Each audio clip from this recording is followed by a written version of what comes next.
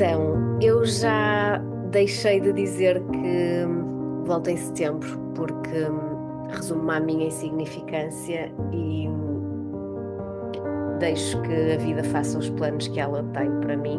Ponto. Já não faço mais planos para ela.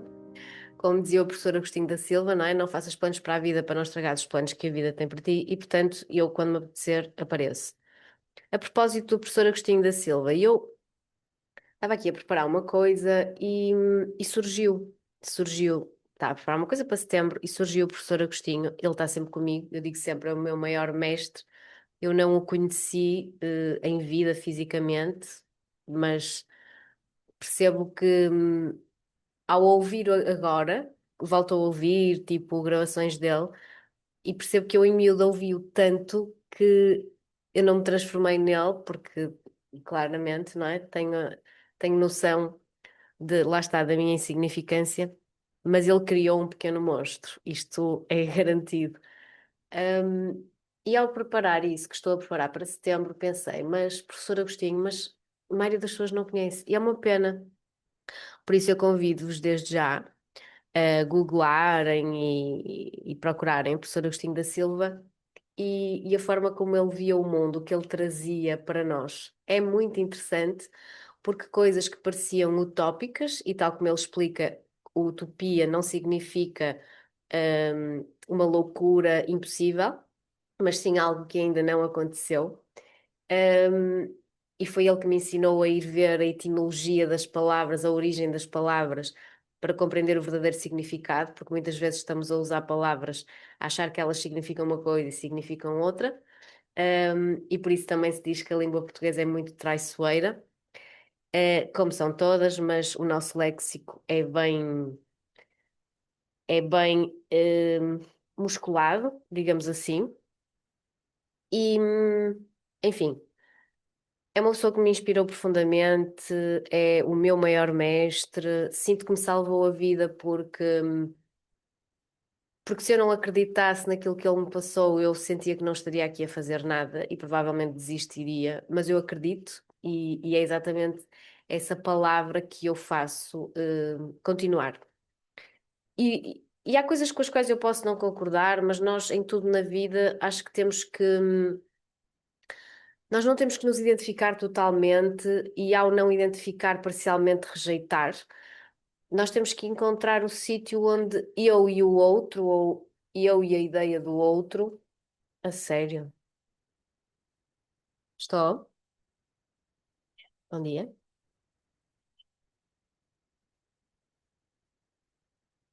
Sim, Joana. Está a falar. Eu neste momento estou a fazer uma gravação, portanto isto não dá jeito nenhum, mas já agora despachamos. Hum, diga-me.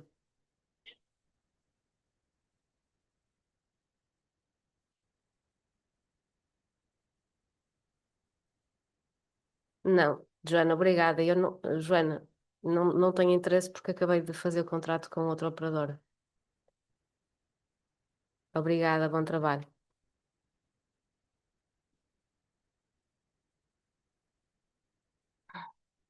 Fui interrompida. Nós temos que, nós não temos que nada. Podemos simplesmente entender onde é que o meu sentir, o meu pensar se, se coaduna, se encontra com o do outro. Procurar aquilo que temos em comum, não aquilo que temos de diferente. Eu acho que este é um dos problemas que temos nas relações em geral. É darmos mais atenção àquilo que nos afasta do que àquilo que nos aproxima. Enfim, eu com o Agostinho não tenho esse problema porque tudo me aproxima dele, embora seja difícil, a forma. Ele devia ter feito terapia de fala. A forma como ele fala não é fácil de apanhar, mas até isso não será em vão e deve ser de propósito para só apanharem os mais atentos. Então, estamos a falar de um homem,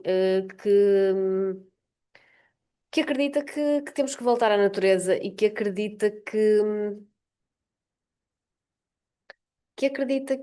a vida pode ser grátis e que a vida vai ser grátis em breve para todos nós de novo. Até no outro dia falava-se sobre já nem para os animais a vida é grátis. Aliás, há animais no zoo, no circo e enfim, há animais que têm que aturar donos que não lembram ao menino Jesus para comerem uma tacinha de whiskas. Portanto, a vida não é grátis, já foi e eu acredito sim que ela voltará a ser. Então, não sendo um elogio da preguiça, o professor Agostinho da Silva e eu acreditamos que, isto soa tão mal, mas é verdade, somos todos iguais, acreditamos que as coisas não têm que ser em esforço, mas em dedicação e que o ser humano nasceu para ser um poeta e fazer a sua própria poesia. Por isto entenda-se não que vamos escrever poesia, mas que o nosso dom, o nosso propósito, as nossas diferenças, o que trazemos ao mundo, serão uma poesia única e intransponível, quer dizer, é pessoal, é individual. E é exatamente isso que acrescentamos ao mundo. Eu aqui na área do desenvolvimento pessoal e da saúde mental e emocional, preocupa-me muito que nós achemos que existem defeitos e qualidades e que estejamos constantemente a esconder aquilo que nós achamos que são os nossos defeitos ou que alguém disse que era um defeito e que eu sempre disse que acho que é feitio. Então, aquilo que nos incomoda no mundo é aquilo que nós vimos mudar. Como dizia o Gandhi, be the change you want to see in the world. Isto não são tretas, isto são coisas simples que nós a certa altura paramos de rebuscar e pensamos, claro, isto é simples. Se esta é a minha causa, se isto é o que me move, eu transformar-me-ei nisto e serei isto e darei o exemplo e inspirarei os outros com isso e essa será a minha poesia única, pessoal, intransponível, individual. Claro que estamos numa era de capitalismo, que me parece estar a desacelerar. E nesse sentido, já há uns tempos largos gravei um podcast sobre os influencers, que me irritam às vezes, e irritam todos nós, não é? Porque parece que é tudo fácil. Mas se de antes era sangue, suor e lágrimas, de antes, um passado próximo nosso, porque inicialmente a vida era grátis, dava-nos a vida de graça e ela continuava a ser de graça, e andávamos pelos campos e apanhávamos uma maçã e comíamos e seguíamos e corríamos e brincávamos e dormíamos uma cesta ou whatever. Eles irritam-nos porque parece que é tudo fácil, mas nós precisamos dessa irritação. Aliás, a raiva é um motor importante para a ação. E é como se fossem duas paredes que nos apertam no meio até nós estourarmos e irmos para cima, que é, há aqui uma parede que é aquela coisa do sangue, suor e lágrimas, esforço, tipo os nossos pais, os nossos avós, a forma como viviam, como trabalhavam, ou muitos de vocês. E surge uma nova parede e estamos num microelevador, uma outra parede que nos aperta e que nos irrita com influencers que vão para a praia e por mostrarem o protetor que estão a usar, recebem não só uma gama de protetores grátis para o ano inteiro, como recebem dinheiro sem fazer nada, what the fuck? E isto vai nos apertar ao ponto de nós só temos hipótese de sair, de nos elevarmos, aliás, é um elevador. E há então uma terceira saída, que é aquela à qual nós ainda não chegamos, muitos de nós estamos mais próximos e outros estão mais longe, que é uma vida de dedicação, de fazer-se o que se gosta, de se ir dar uma consulta e saber perfeitamente que não é o meu trabalho e que eu não estou a fazer uma troca por dinheiro em que eu dou-te a consulta e tu dás-me o dinheiro. Isso é base, isso é óbvio, e isso no fundo também é consequência. Eu sei que estou a fazer o que tem que ser feito, eu não tenho outra hipótese. É o que eu transpiro, e é uma espécie de ímã, sendo que as outras pessoas são metal e há uma atração. Tirar as notificações, porque senão isto não vai dar. Ahm, então, e isso é uma forma de viver, de vibrar, de respirar. Tipo, eu sinto que eu estou a falar de mim, como podia estar a falar de muitas outras pessoas que, graças a Deus, já há muita gente que descobriu que não tem que ser em esforço. É um respirar e um inspirar e expirar para os outros e transbordar e transpirar. E há um fluxo aqui. Só que nós sabemos que na infância havia características às quais foi apontado o dedo e que efetivamente fez com que nós logo, de género, nem vou correr riscos de deixar de pertencer aqui, eu vou já esconder isto. E essas características que alguém considerou defeitos ou que nós interpretamos que alguém considerava defeitos e que escondemos, transformam-se na nossa sombra, quando na verdade elas seriam a matéria para nós encontrarmos este caminho de servir e de estar numa vida grátis em que inspiramos e expiramos e transbordamos o que somos. Portanto, há aqui algo que neste momento é urgente ser reparado para podermos voltar a ter essa vida grátis. E os influencers são uma metáfora, são uma caricatura disto, não é? Porque por muito que eles escondam muita coisa e ninguém está a dizer que está tudo certo com os influencers, eles estão a ser, eles estão a ganhar dinheiro sendo, eles estão a ganhar a vida sendo. Então, se nós ganhamos a vida a ser, a vida é grátis.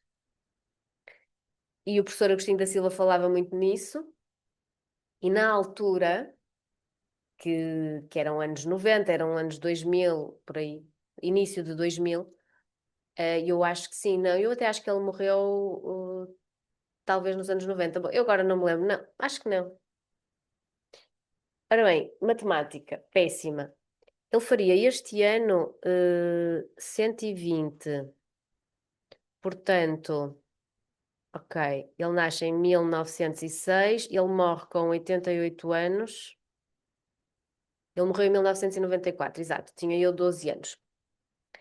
Ahm, e portanto, naquela altura que toda a gente o chamava um sonhador, um lírico, perguntavam se ele era um gênio ou uma fraude, uma coisa assim. E ele dizia sempre a toda a gente: não, não, isto de ser gratuito, a vida está muito mais perto de acontecer do que vocês pensam. Lamento que ele não tenha assistido a esta parte dos influencers, desta nova geração que nos vem ensinar. E por muito que os jovens não saibam tudo e tenham que recordar que nós já vivemos mais para saber muitas coisas, e principalmente os nossos pais, os nossos avós, eles também têm coisas a ensinar, somos todos iguais, não é? Agora, eu ainda hoje vi uma miúda, que eu nem sei quem ela é, eu acho que ela é atriz ou qualquer coisa assim, uma Beatriz qualquer coisa, que me apareceu numa página de um cliente, que a miúda que é super bonita, loirinha, de olhos claros e etc, e que está, ela morreu e não recebeu o aviso, vou criticar, é óbvio, porque aquilo não tenho dúvidas de crítica. Há pessoas que aparecem na net que estão mais magras e começam a dizer, ai, está magra demais, e não sei o quê. Às vezes são pessoas que precisam de emagrecer. E depois há casos em que não tem hipótese. É destruição corporal, tipo problemas graves, anorexia e por aí vai. E sim, são estas pessoas que muitas vezes são os ídolos das nossas crianças e mais pequeninas, não é? Porque estamos a falar aqui em adolescentes versus depois crianças e pré-adolescentes que veem estas coisas na net. E ela estava escancelada completamente, era feio, os ossos à mostra. E portanto, claro, existe luz e sombra em tudo e nos influencers também. Mas agora ando muito nesta onda de acreditar cada vez mais que isto vai acontecer. Acho que a saída é para a natureza, acho que vai ser a natureza e a natureza das coisas que nos vai ensinar a esse tal regresso a casa, que é para mim a vida ser gratuita, ser simples, ser verdadeira. Então deparei-me com um conceito que não conhecia em nome, mas que me fez todo sentido, que é nostalgia, ou nostalgia, mas como new é de novo de inglês, nostalgia faz mais sentido. Em vez de ser uma nostalgia, em que eu meio que me embrenho num tempo que não é o agora e sofro por não estar lá. Por exemplo, a minha nostalgia, sou uma pessoa super nostálgica. No outro dia falávamos disto numa aula. Eu perguntei ao André: achas que eu sou muito nostálgica? Ele ficou tipo: sim, alguém me ajuda. Eu sou super nostálgica, eu acho que isso se nota. Eu dei por mim a pensar, ontem ou anteontem, quanto dinheiro é que eu pagava para voltar à casa dos meus avós, tal como era com eles, para passar um dia. E eu dava 10.000 euros. Se calhar estou a ser um bocado mitra. Mas também, caramba, eu pensei, dava 1.000 euros, claro que dava fácil, dava 10.000 euros para ir lá passar um dia inteiro com eles no verão. Com aquelas coisas todas, de irmos para a piscina do golfe e depois a sandes de fiambre que eu nem como, mas whatever, e o meu avô a regar as plantas na varanda, íamos para o sofá ver o jogo de futebol, a beber um refresco. Adoro essa palavra, acho piada de pessoas que dizem refresco. Acho giro, eu não digo, mas. E o sorvete, e com a ventoinha vintage, a fazer bué de barulho, um calor que não se pode. Dava 10.000 euros para voltar lá. Às vezes estou a marcar férias e penso, isto é caríssimo! E tipo, não quero gastar 10.000 euros em férias, mas eu dava 10.000 euros para voltar à casa dos meus avós. Então, eu sou uma pessoa muito nostálgica e a nostalgia tem a ver com o passado e com estar a viver e a reviver o passado e etc. Mas a nostalgia, e eu tinha pensado nisto ontem, que engraçado. A nostalgia fala sobre. Sabem quando temos saudades de algo que ainda não vivemos? A nostalgia é saudades de algo que não chegámos a viver. Porque eu sinto que esta ideia que eu às vezes tenho, tipo, parece que tenho saudades de algo que ainda não aconteceu. Estamos a falar de futuro, estamos a evocar futuro. Mas, pensem bem, as novas gerações, pessoas que nasceram nos anos 2000, quando nós falamos nos anos 90 ou nos anos 80, elas não viveram lá. Mas há um imaginário. E, por exemplo, eu adoro os anos 20. Eu não vivi nos anos 20, pelo menos nesta vida. Mas sinto uma conexão muito grande. Então, isso é nostalgia. Ou são vidas passadas, mas agora há algo que até tem a ver com as tendências mundiais, e as tendências são para a moda, são para a decoração, são para a comunicação, são para a arte, são para os filmes, para a música, para a gastronomia. As tendências mundiais, elas ditam os nossos movimentos. Elas não ditam, elas estudam o ser humano e percebem para onde é que nós vamos. E, portanto, quando se percebe que está a acontecer uma nostalgia, vamos ver isso refletido em todo o lado. Vou só materializar um bocadinho. Não é à toa que, do nada, eu preparei uma quinta para retiros que é a casa da avó e que tem objetos antigos e objetos da avó e que recria mesmo o ambiente de casa da avó. Entretanto, estava no Instagram e descubro, além de que vários sítios têm essa vibe, mas descubro que, por exemplo, em Lisboa há um casal que fez a mesma coisa. Fez muito melhor, porque eles dedicam-se àquilo, eu tenho outras coisas para fazer, mas que tem a mesma coisa e que o conceito é brutal e toda a gente adora. Eu ainda agora vi um chefe, não sei onde, que fez uma coisa que eu também adorava fazer, só que as minhas avós já não andam cá, mas já tinha tido essa ideia. Ele tem um restaurante por marcações em que são as avós que cozinham, as entradas, por exemplo, e a sobremesa, e ele faz o prato principal. E as mesas são mesmo vintage, com toalhas de chita e as avós estão lá. Quer dizer, não é à toa que estamos todos a fazer o mesmo movimento e que estamos a ter as mesmas ideias, porque inconsciente coletivo. Então, eu quando estudei moda, eu sou muito grata por ter estudado design de moda e tive 5 anos a estudar entre tecidos e o corte e tudo, foram 5 anos. Enfim, podia ter dado para fazer uma licenciatura mais interessante, talvez. Por isso é que ainda hoje tenho que estar a estudar. Mas na verdade eu sou grata. Aquilo que me puxava para a moda sempre foi este estudo das tendências do humano. De onde é que eu vim, para onde é que eu vou. E o André gosta muito de ouvir falar sobre tendências, sobre esta área concreta. Não sei porque ele fica fascinado, mas penso que terá a ver com este sentido do humano, com esta parte mais antropológica. Porque, na verdade, nós estudamos, ou estudávamos lá nisso, o passado para entender o futuro. E há 20 anos atrás, quando eu estudei moda, nós já tínhamos uma macro tendência. Uma macro tendência ela pode durar 10, 20, 30, 40, 50 anos. É uma macro tendência, da qual cada criador vai criar micro tendências ao longo dos tempos para criar as suas coleções. E a macro tendência, eu acho que até já disse isto a alguns, era estarmos vestidos mais de linho, mais macacões, jardineiras, irmos para o campo, fazermos piqueniques. E na altura isto parecia completamente descabido. Porque nós na altura estávamos, ora bem, há 20 anos atrás, 20 e tal anos atrás, nós estávamos ali a roçar mesmo 1999. E o que é que nós achávamos? Que os anos 2000 iam ser robôs, naves espaciais, que íamos andar todos vestidos metalizados. E na verdade, nunca nada é tudo ou nada. Ou seja, sim, a inteligência artificial está aí. Sim, já há carros a conduzir sem ninguém lá dentro, não é? Sem condutor. Sim, já há carros que voam, whatever. Sim, claro, porque contraste gera consciência e onde há luz há sombra e tem sempre que haver as duas polaridades. Estamos na Terra, não existe o vamos todos para o campo.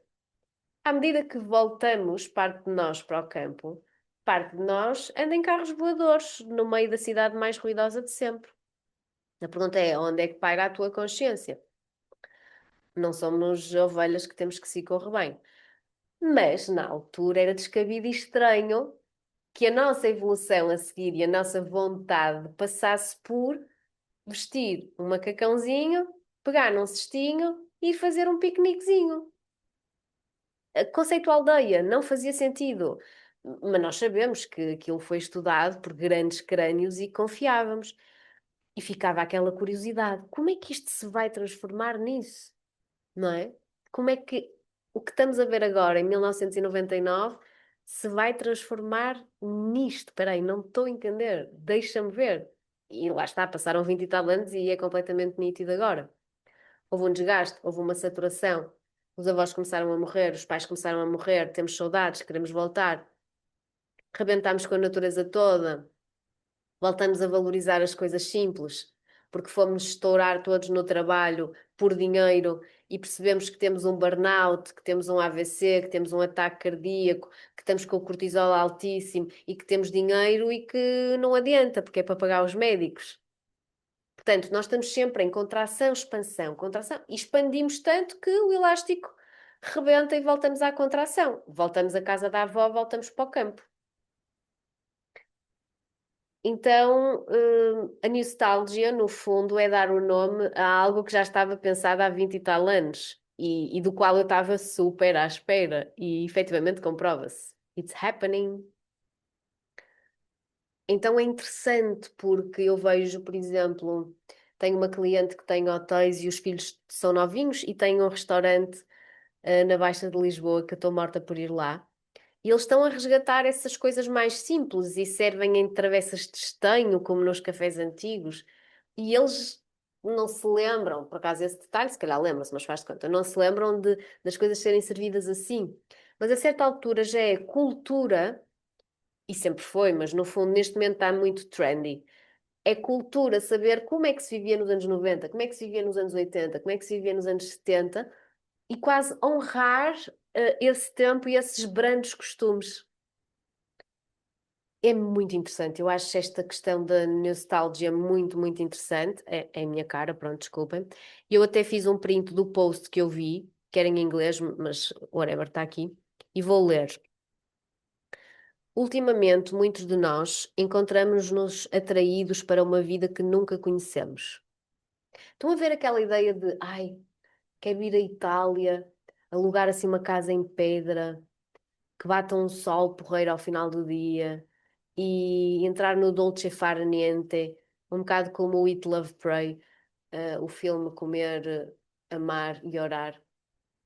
Um, Escaldar uns espargos, fazer um ovo tipo, como é que se diz aquele ovo que está no ponto? Não interessa. Com um bocado de presunto e ficar ali, tipo, numa casa assim despojada, só assim com um lençol branco. Estão a ver a ideia? Pronto. Eu sinto, sou levada para aí. Encontramos atraídos para uma vida que nunca conhecemos. não uma década em particular ou um lugar, mas algo mais tranquilo.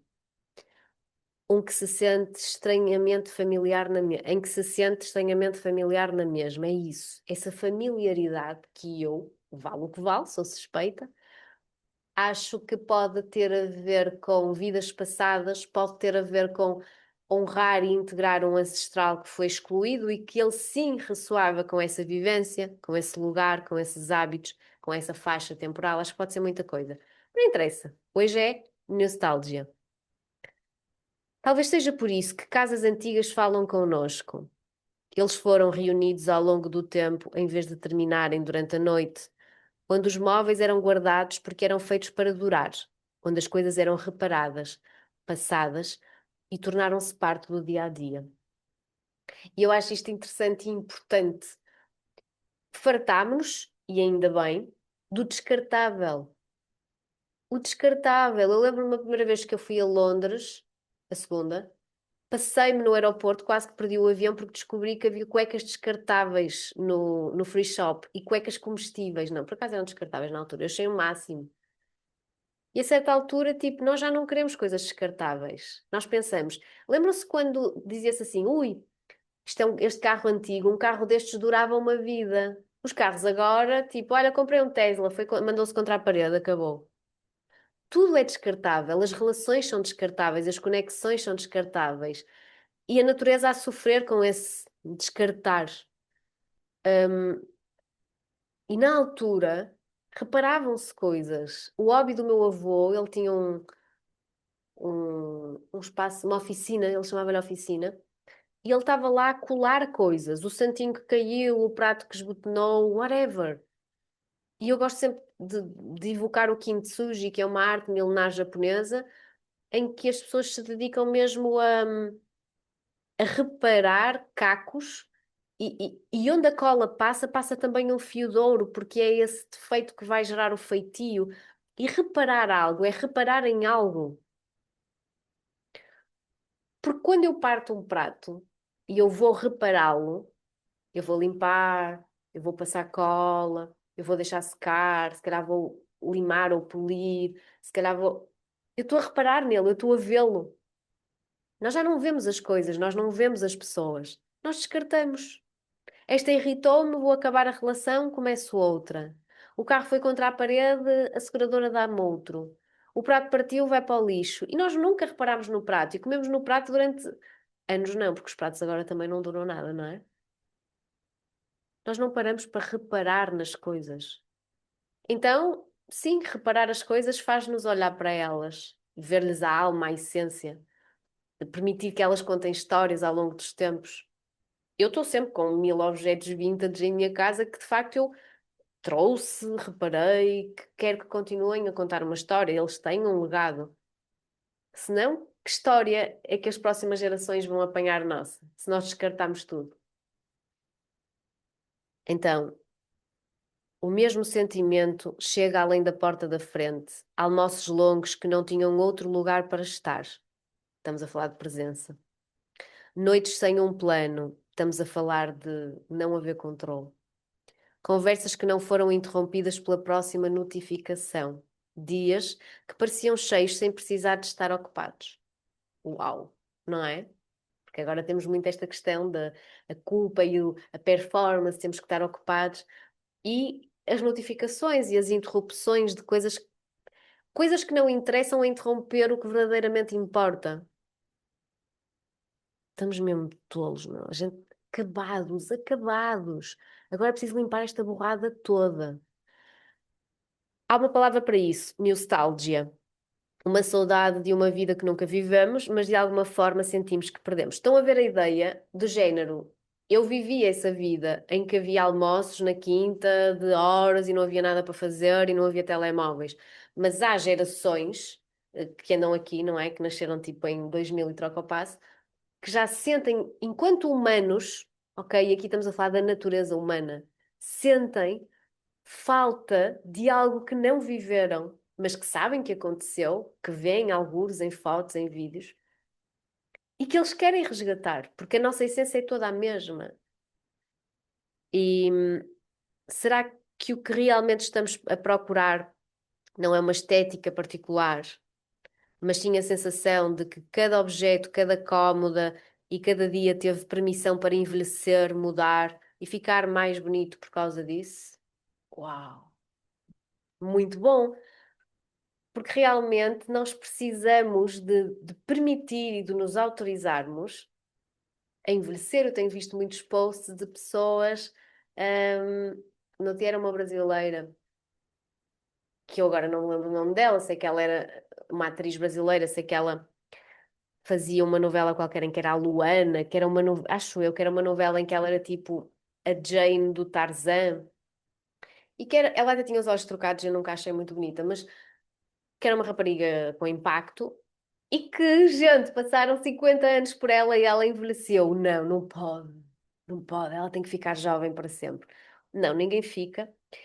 E acho que, de facto, há dificuldade em ver a beleza no envelhecimento. O envelhecimento de um móvel, o envelhecimento de uma casa, de uma pessoa, da sua pele, do seu corpo. hum, Tudo isso, não é? E nós vemos, as pessoas estão todas, nada contra.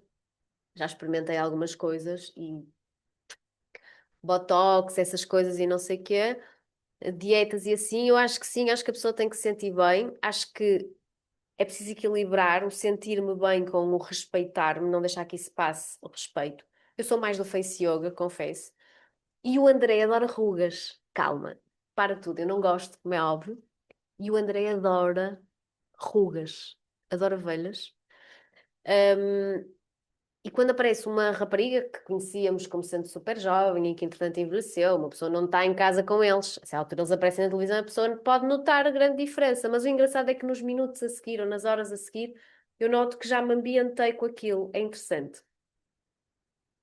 E o André dizia, ai, olha que bonita, e eu, olha que bonita, eu estou a reparar que ela está cheia de rugas, e o André diz, esquece, rugas o quê? É história, está super bonita.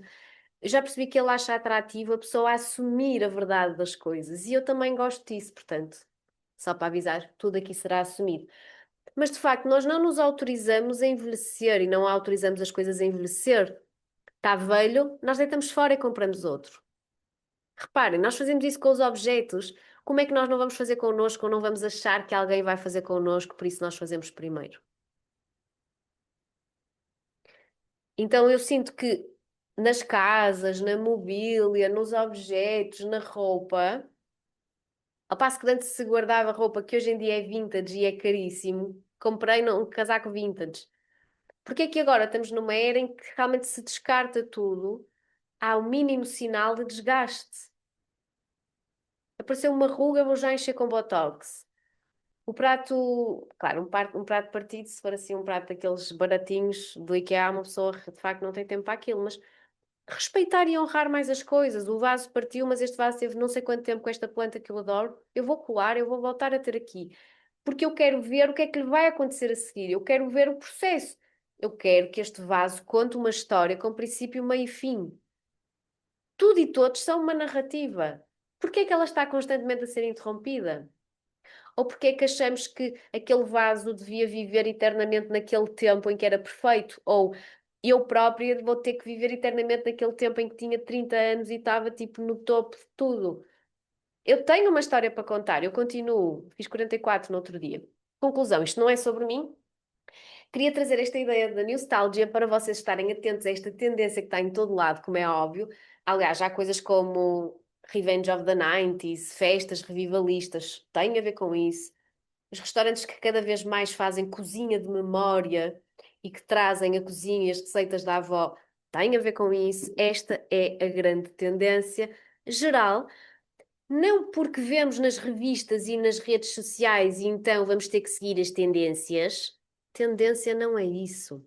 Tendência foi estudada previamente como o humano vai tender naturalmente para isto.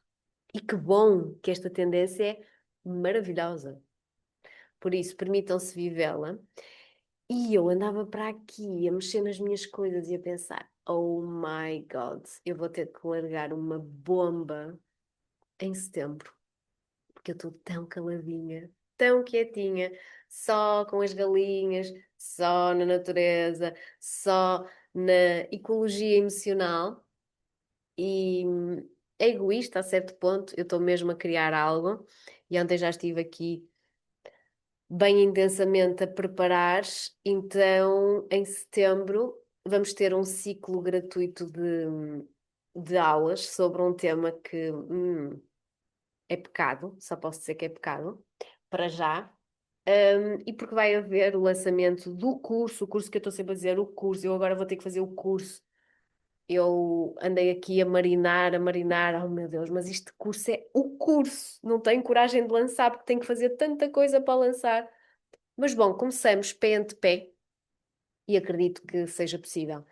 Todos nós estamos a precisar de consciência de natureza, ou seja, de consciência sistémica. Todos nós estamos a precisar de regressar a casa. É essa natureza e naturalidade, a natureza das coisas, a nossa natureza. Todos nós estamos a precisar de pertencer, como sempre, mas de respeitar a ordem. Todos nós estamos a precisar de equilíbrio. E agora é muito mais do que isso, porque eu deixei o mapa da vida, terminei agora. Já preciso de ir para outros voos. Acho que já precisamos, já estamos preparados para ir para outros voos. Isto já não é só sobre a nossa sombra, já não é só sobre a nossa máscara. Isto já é sobre o todo. Isto é sobre um movimento grupal que temos de fazer, que ainda está em aberto, se vai ou não acontecer, se vamos conseguir juntos transcender a cagada que plantámos aqui na Terra e se vamos conseguir fazer germinar novos frutos. E de facto vão ser 9 meses que acabam por ser um ano com outras atividades presenciais de muita harmonização sistémica. De uma vez por todas sabermos, entendermos tudo, tudo, tudo, não são as 13 ordens do amor, tudo o que a sistémica é e como sermos práticos com essas leis da natureza em todas as situações da nossa vida. Seja quando há uma herança para dividir, seja quando há um divórcio para gerir, seja quando há uma guarda partilhada, seja quando há uma doença, seja quando há uma exclusão, mas afinal o que é que eu faço e porque é que isto aconteceu? Temos que tornar mais prático e mais tangível toda essa teoria, todo esse universo das constelações, perceber, se cada um de nós percebeu o que está por trás das constelações, calhar nem precisamos de constelar assim tanto. E tornamos-nos mais independentes e mais fortes, mais fortes no sentido, não é fortes, é eu sinto uma potência da sabedoria da natureza no humano. E já estou a contar imenso, mas é isto que vai acontecer. Eu agora espero é conseguir, neste mês de agosto, estou completamente off, porque vou estar na natureza a preparar tudo isto. Eu costumo em agosto simplesmente parar e depois quando paro fico de género, falta-me alguma coisa, preciso fazer alguma coisa. E este ano finalmente já consegui afinar, estou há 5 anos a tentar isto, afinar aqui o roteiro, e o roteiro, para não ter essa sensação em agosto, conseguiu ser perfeito na sua imperfeição, que é, eu já sei o que é que eu vou fazer, eu já sei o que é que eu vou trazer, está tudo super alinhavado, não vai ser em esforço, vai ser em dedicação. Mas sabem que tudo isto nasceu comigo, sentada naquela estufa, à volta daquelas flores e daquelas fotografias. Foram elas que me contaram tudo isto, então não está a ser nada complicado, embora eu vá ter que fazer muitas gravações, editá-las e etc. Mas a informação chegou de uma forma tão simples que eu acredito que vou conseguir também passá-la da mesma forma. Por isso, fica só o aviso. Em setembro eu vou lançar aqui um novo desabrochar, que vai ser de 9 meses e vai começar em outubro. Por acaso eu fui fecundada em outubro, e nasci depois, lá está, em julho. Um, mas não foi pensado, aconteceu. Vai começar em outubro e que vai de facto até julho e depois segue com retiros e etc., conforme cada um queira. Para guardarem as vossas agendas, ok? Eu em breve dou datas, já vou começar a irritar no Instagram. Quem ouviu o podcast vai perceber todas as partilhas que eu vou fazendo que parece que não têm nada a ver, quem não ouvir o podcast vai continuar a nanar. E eu hoje acordei, equipei-me e pensei, vou fazer a minha caminhada. E algo me dizia, se calhar não vais. Entretanto, bati-me com este post e disse, que saudades. Então, até já!